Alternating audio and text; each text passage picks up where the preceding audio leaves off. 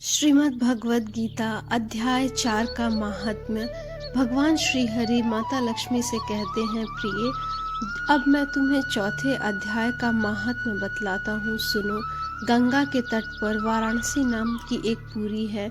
वहाँ विश्वनाथ जी के मंदिर में भरत नाम के एक योगनिष्ठ महात्मा रहते थे, जो प्रतिदिन आत्मचिंतन में तत्पर हो आदर पूर्वक गीता के चतुर्थ अध्याय का पाठ किया करते थे।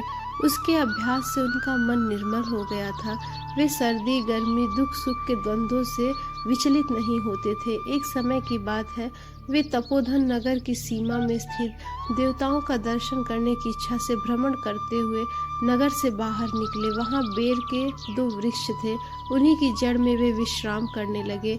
एक वृक्ष की जड़ में उन्होंने अपना मस्तक रखा और दूसरे वृक्ष के मूल में उन्होंने अपना पैर टिका हुआ था।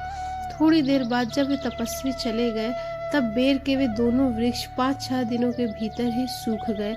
उनमें पत्ते और डालियां भी न रह गई। तत्पश्चात वे दोनों वृक्ष कहीं ब्राह्मण के पवित्र ग्रह में 2 कन्याओं के रूप में उत्पन्न हुए।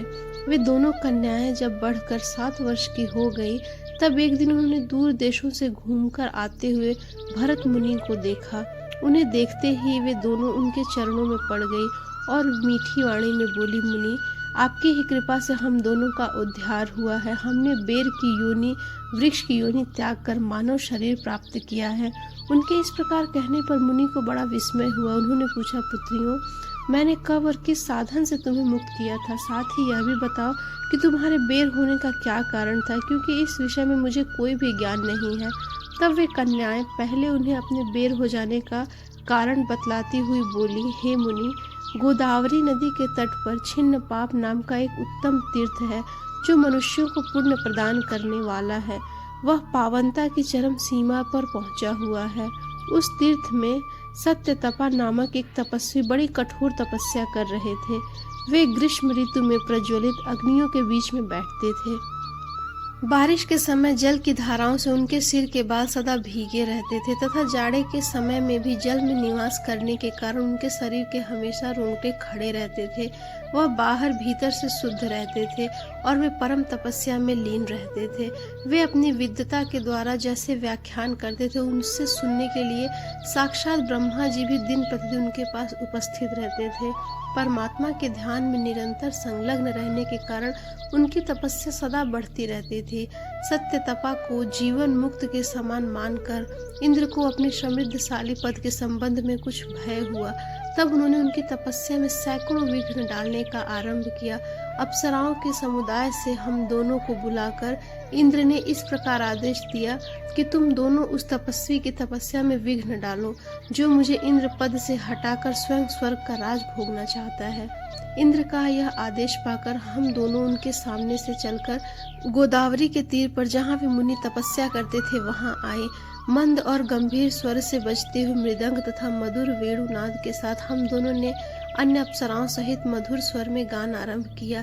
इतना ही नहीं, उन योगी महात्मा को वश में करने के लिए हम लोग स्वर, ताल और लय के साथ नृत्य भी करने लगे।